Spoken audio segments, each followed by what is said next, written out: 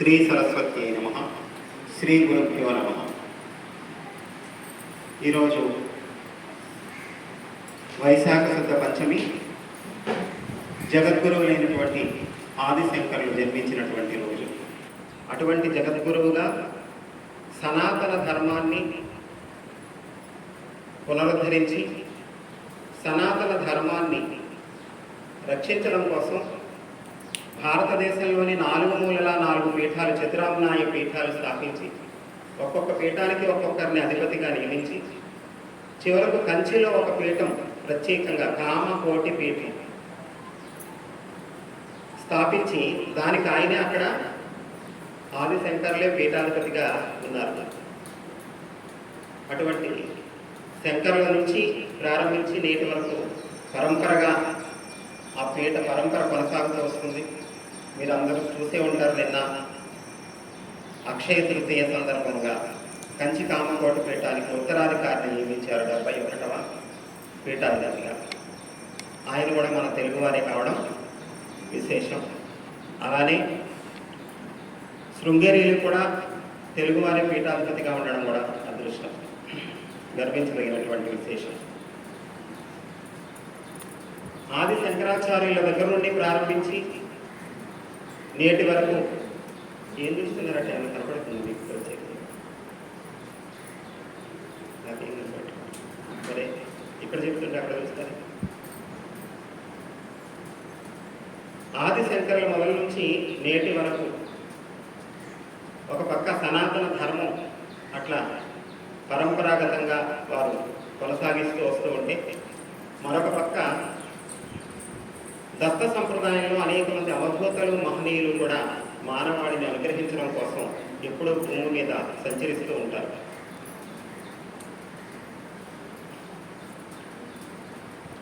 దత్త పరంపర అనేటువంటిది మహత్తరమైనటువంటిది, విశేషమైనటువంటిది. ఈ దత్త పరంపరలో ప్రధానమైనటువంటి అవతారాలు ఏవైతే ఉన్నాయో ఆ ప్రధాన దత్తక్షేత్రాల నుండి శిలలు సేకరించి మనం పాదుకలు చేయించుకున్నాం. ఈ సంగతి మీ అందరికీ తెలుసు.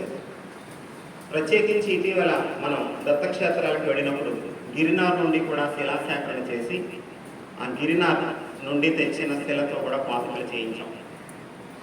ఆ పాదుకలు ఈ శంకర జయంతి రోజు మొట్టమొదటిసారిగా మీ అందరూ కూడా దర్శించుకునేటువంటి భాగ్యం. అది కూడా ఒక మహనీయుడు, ఒక అవధూత స్థితిలో ఉన్నటువంటి ఆ సీతారాం బాబా వారి కరకమల మీదుగా మీ అందరికీ మొదటి గిరినార్ పాదుక దర్శనం అవుతుంది, నామకరణం అవుతుంది. వీరు బ్రహ్మపురిలో ఉంటారు. వారు ప్రభుత్వ పాఠశాలలో ఉపాధ్యాయులుగా పనిచేస్తున్నారు. గత 30 సంవత్సరాల నుంచి, అనగా 1995 నుంచి కూడా సత్సంగాలు నిర్వహించుకుంటూ ఉన్నారు. అప్పుడు మేము 10th క్లాస్ చదువుతున్నాం, 95 అంటే. అప్పటి నుండి కూడా వారు సత్సంగాలు నిర్వహిస్తున్నారు. భరద్వాజ మాస్టర్ గారిని ప్రత్యక్షంగా చూడకపోయినా వారి యొక్క రచనలు పారాయణ చేసుకొని ప్రభావితులై సత్సంగం యొక్క గొప్పతనం ఏమిటో తెలుసుకొని సత్సంగం మనం చేసుకోవడమే కాదు, సత్సంగం అనేది సమాజంలో చివరి మనిషి దాకా అందాలి అన్న మాస్టర్ గారి తపనను దృష్టిలో పెట్టుకొని వారు ఆశ్చర్యపోతారు. చెప్తే 30-40 గ్రామాలు సత్సంగాలు చేస్తారు ఒక వారానికి.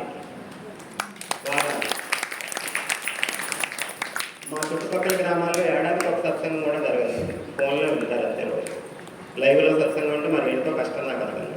ఏడాదికి ఒక నియమంగా కూడా ఫోన్లో ఒక కార్యక్రమం పెట్టుకోవాలి. మాస్టర్ గారిని చూసి మనం సిగ్గుపడాలి.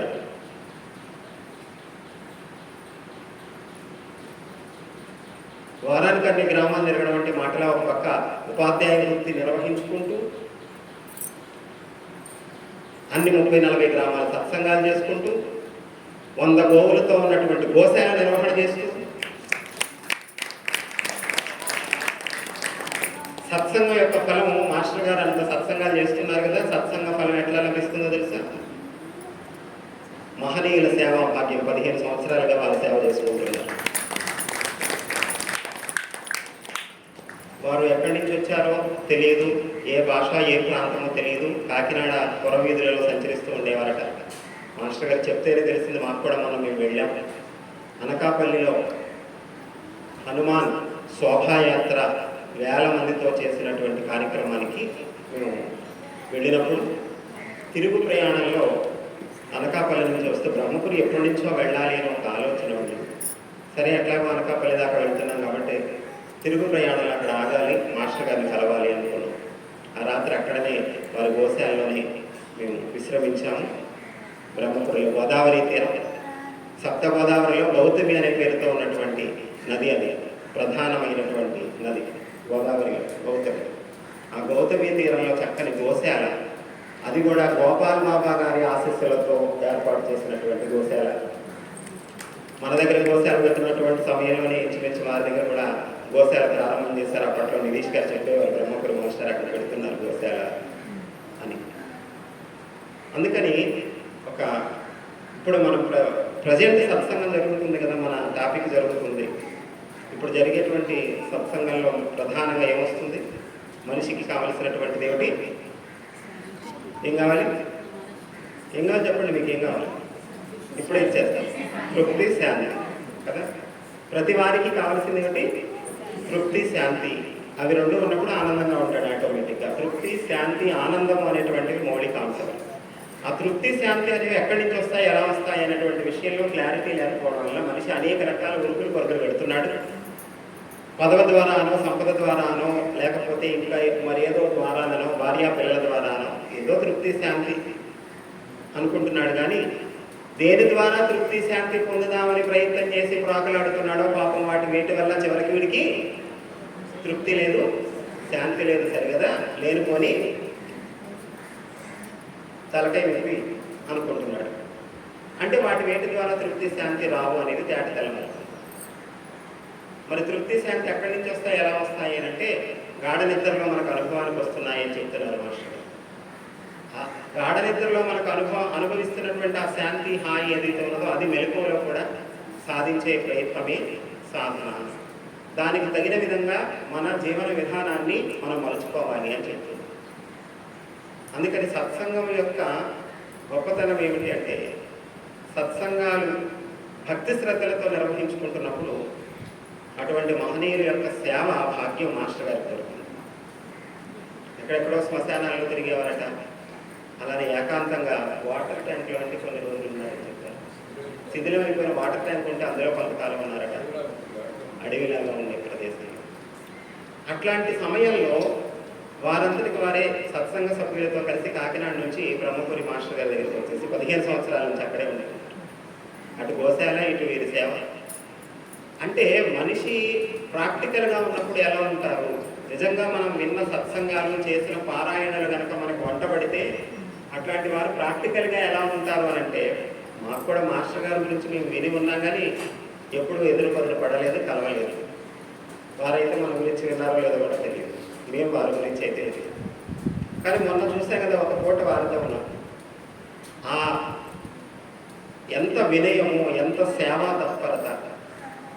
కనీసం నాతో వచ్చిన పిల్లలు తిన్నటువంటి ఆ టిఫిన్ ప్లేట్లు కూడా వారే తీస్తున్నారు. పొద్దున్న పిల్లలు తీస్తారు కదా. సేవ అనేటువంటిది కూడా బాగా అలవాటు చేసుకోవాల్సినటువంటి పరిస్థితి ఉంది. సేవ అనేది గురువు కోసం కాదమ్మా. మనం చేసే సేవ కోరుతున్నాడంటే గురువే కాదు అసలు. నిజానికి గురువు సేవ ఎవరి కోసం? గురువు కోసం కాదు, మన కోసం. మనం ఇచ్చే మనం చేస్తే ఆయనకి ఏం అవసరం లేదు కదా. కనుక మరి ఎంతటి సత్సంగ ఫలము, భాగ్యము, విశేషం ఉండడం వల్ల మహనీయులను సేవించుకునే అవకాశం వచ్చిందండి.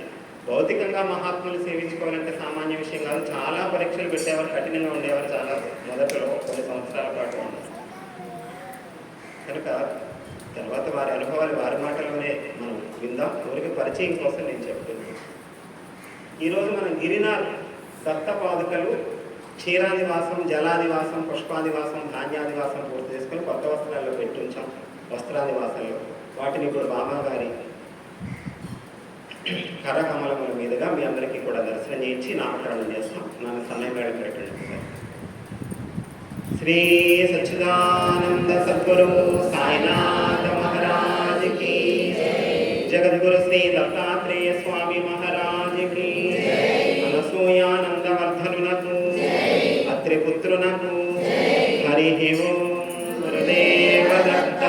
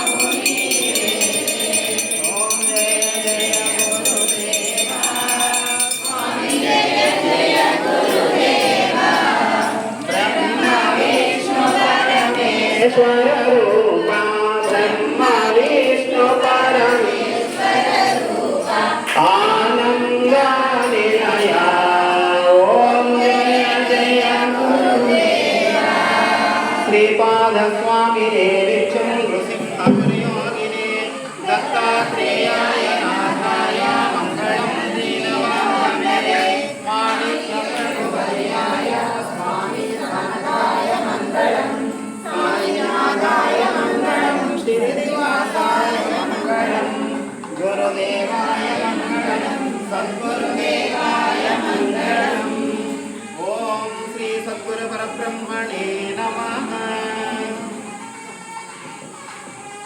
అమ్మ మనం నవదత్త క్షేత్ర శిలాపాదుకులకు నామకరణం చేసుకున్నాం. ఈరోజు గిరినాథ్ దత్త పాదుకులకు ఏం పేరు పెట్టుకున్నాం?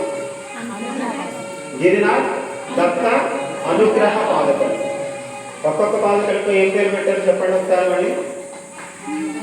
మాహూర్గఢ్ జ్ఞాన పాదుకలు, యతి తపోస్థలం కురువపురం శ్రీపాదుల కరుణా పాదుకలు, గాంగాపురం శ్రీగురుని నిర్గుణ పాదుకలు, మాణిక్యనగర్ మాణిక్య ప్రభువుల మహత్వ పాదుకలు, అకల్కోట స్వామి వారి సమర్థ పాదుకలు, షిరిడి సాయినాథుని దయా పాదుకలు, వాసుదేవానంద సరస్వతి స్వామి వారి నైష్ఠిక పాదుకలు, ఆ తర్వాత పితృదేవతా పాదుకలు, అవి గంగాపురంలోని రుద్రపాద తీర్థం శిలతో చేశారు.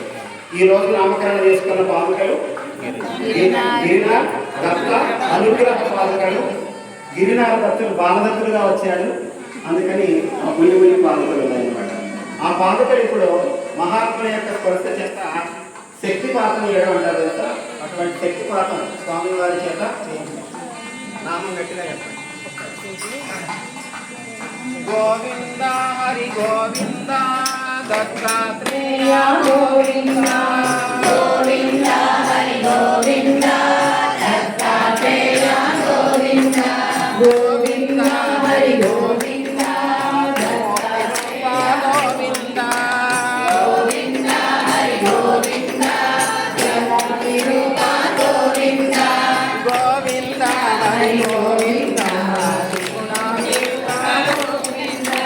గోవింద హరి గోవింద త్రిగుణాతీత గోవింద, గోవింద హరి గోవింద అత్రి కుమార గోవింద, గోవింద హరి గోవింద అత్రి కుమార గోవింద, గోవింద హరి గోవింద అనసూయనందన గోవింద, గోవింద హరి గోవింద అనసూయ నందన గోవింద, గోవింద హరి గోవింద అనసూయనందన గోవింద, గోవింద హరి గోవింద అనసూయ నందన గోవింద,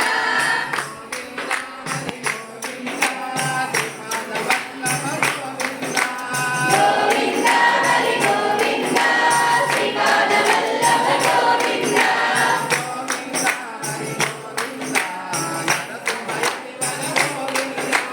గోవింద హరి గోవింద నరసింహయతివర గోవింద,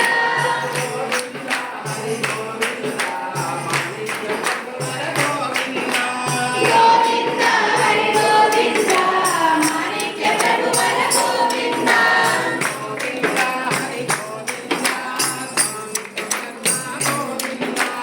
గోవింద హరి గోవింద స్వామి సమర్థ గోవింద,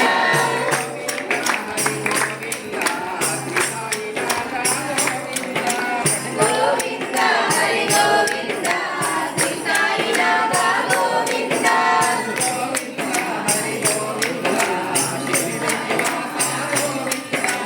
గోవింద హరి గోవింద షిరిడి నివాస గోవింద, గోవింద హరి గోవింద శ్రీ వాసుదేవ గోవింద, గోవింద హరి గోవింద శ్రీ వాసుదేవ గోవింద, గోవింద హరి గోవింద సచ్చిదానంద